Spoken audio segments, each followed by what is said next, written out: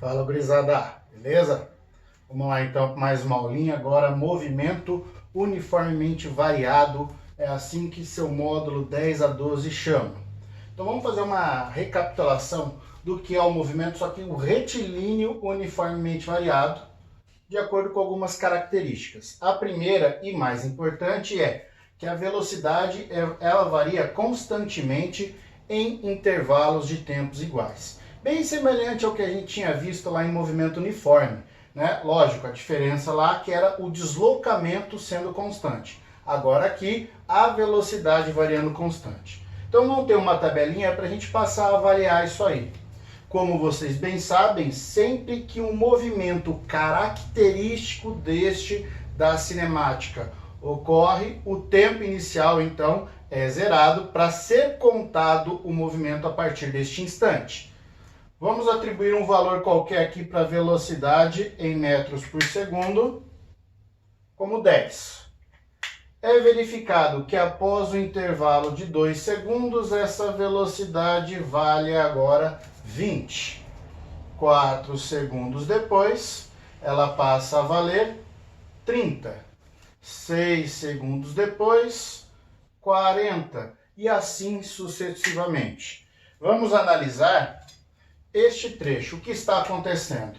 Se vocês olharem somente para a velocidade, vão ver que ela está variando de 10 em 10 metros por segundo, enquanto o intervalo de tempo está sendo de 2 em 2. Tá claro isso? Então a velocidade varia constantemente em intervalos de tempos iguais. Bem, qual é o agente responsável pela variação da velocidade? A aceleração. Como a gente aprendeu, a aceleração então mede a variação da velocidade pelo tempo. Se fizermos para cada intervalo deste atribuído, vocês verão aqui pela tabela que essa aceleração é de 5 metros por segundo ao quadrado. E que em todo este movimento, ela então se tornou constante.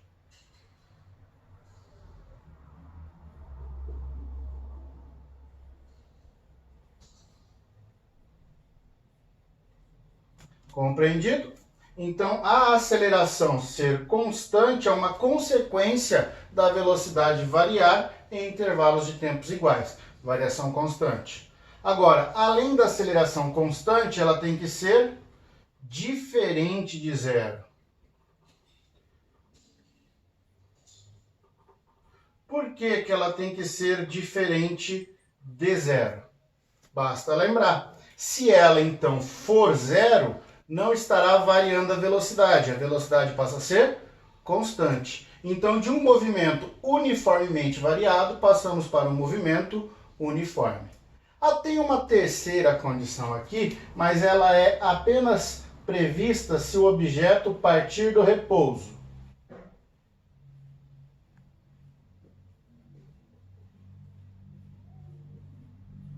Então, o objeto partindo do repouso, o que acontece com ele, seguindo aqui nessas características? A posição, então, a posição que ele tem ao longo de toda a sua trajetória, ela varia com o quadrado do tempo. É uma regra importante que a gente passa a utilizá-la um pouquinho mais à frente, como uma aplicação deste movimento, que é a queda livre. Isso aqui previsto por Galileu, ok? Nosso próximo passo agora que entendemos as características é fazermos o estudo das funções horárias deste movimento. As funções horárias que nós temos então é velocidade em função do tempo e a posição em função do tempo, que muitos trazem como espaço em função do tempo. Elas são bastante conhecidas de vocês. Velocidade em função do tempo é V igual a V0 mais AT. Ela descreve como a velocidade vai variando com o tempo. Se vocês lembrarem, primeira característica que eu mostrei agora para vocês, em que aqui é proveniente de a aceleração ΔV, ΔT, tá? E a segunda, que é espaço em função do tempo, S0 mais V0t mais meio de AT quadrado. O que vocês sempre chamaram de sorvetão. Lembraram? Ela descreve um pouco do terceiro item previsto por Galileu. Posição, defino o início e a minha posição vai variar com o quadrado do tempo, desde que parta do repouso, tá? Então essas são as duas funções fundamentais que nós temos no movimento retilíneo uniforme. Porém, nós temos mais duas que simplificam um pouco a nossa vida. Uma é pegar o tempo desta expressão, substituí-lo nessa. E assim a gente obtém a famosa equação de Torricelli, que eu acredito que todos lembram. V quadrado igual V0 ao quadrado mais 2A ΔS. Lembraram dessa expressão? Vamos enquadrar aqui. Bem, essa equação, vocês devem lembrar muito bem, ela é independente do tempo. Então, para que a gente não use as duas equações de um único exercício, a gente pode trabalhar com elas sempre que não tiver o tempo enunciado. Porém, o nosso movimento uniformemente variado ele é caracterizado por ter aceleração constante. Mas, e se esta aceleração não for apresentada no problema? Então, a gente tem uma outra forma de trabalhar que é denominada a velocidade média.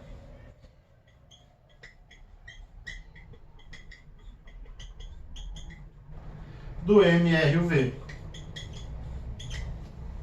Essa velocidade média, já que as velocidades são conhecidas devido ao fato delas variarem constantemente, então a gente faz uma média aritmética entre a velocidade de fim, a do início, e divide por 2. Se vocês lembrarem que velocidade média definida nas primeiras aulas era ΔS sobre ΔT, então nós podemos trabalhar com essa expressão da seguinte forma. ΔS sobre ΔT, V mais V0 sobre 2. E ela permite que a gente calcule qualquer uma dessas grandezas, mesmo não apresentando aceleração no enunciado. Mas o importante é saber que ele é um movimento com aceleração constante. Tranquilos? Próxima etapa nossa, gráficos. Os gráficos, então, teremos aqui 6 possibilidades. Estou fazendo dessa forma, talvez para ficar um pouco mais simples e mais organizado para a gente entender. Bem, quais são as grandezas físicas que nós temos? Posição, velocidade, aceleração e tempo. Então, o tempo faz parte da nossa abscissa, que fisicamente são as variáveis independentes, né? O tempo não depende de ninguém. Agora, posição, velocidade e aceleração são dependentes do tempo. Então, cada um dos eixos serão essas grandezas. Então, vamos falar do espaço, da velocidade e da aceleração, todas em função do tempo, em 2 situações para cada. Bem, o gráfico da posição. Se vocês lembrarem, a equação S0, V0t, meio de AT quadrado. É uma função de segundo grau.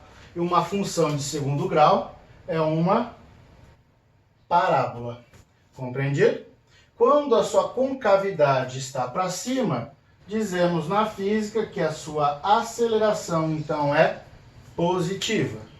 O ponto em que ela parte no eixo da posição indica sua posição inicial. Agora, como seria o gráfico aqui da velocidade? Bem, então aqui fica claro que a velocidade ela tem um sentido. chega neste ponto aqui e ela sofre uma inversão em seu sentido e passa a voltar, ok? Importante, aceleração sempre positiva. Como então o nosso gráfico da velocidade vem de uma função de primeiro grau, v0 mais at, ela passa então a ser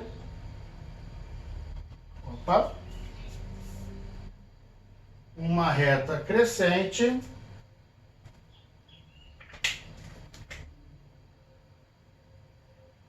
em que o ponto aqui embaixo representa a velocidade inicial e este ponto intermediário é o ponto de inversão, onde a velocidade passa a ser zero. E reta crescente, o coeficiente angular positivo, que é a nossa aceleração. Agora, a característica do movimento retilíneo uniformemente variado é a aceleração ser constante, sendo esta então positiva, não varia com o tempo. Agora, para o lado de cá, vamos fazer a mesma análise, só que negativa. Bem, então aqui nós temos uma concavidade para baixo, a aceleração negativa, posição de início, inversão no sentido do movimento, onde a nossa velocidade se torna zero. Para o gráfico de cá, deu uma entortada ali, mas está aqui, ó, velocidade inicial, ponto de inversão, onde a velocidade é nula, a aceleração então negativa reta decrescente. No gráfico da aceleração, constante negativa abaixo do eixo. Então essas são as interpretações gráficas. Importante que cada uma traz uma função. Vale a dica para o gráfico da posição aqui, como é mais difícil encontrar essa aceleração, porque depende de muitos processos matemáticos, a gente pode usar a equação que eu falei agora há pouco, associada à velocidade média. A gente consegue todas as informações necessárias. Ok? Bem, galera, ficamos por aqui. Façam os exercícios tanto da apostila quanto da lista que eu vou enviar a vocês. Qualquer dúvida, vou estar sempre à disposição. Não importa o momento, mande sua mensagem que te retornarei. Ok? Forte abraço!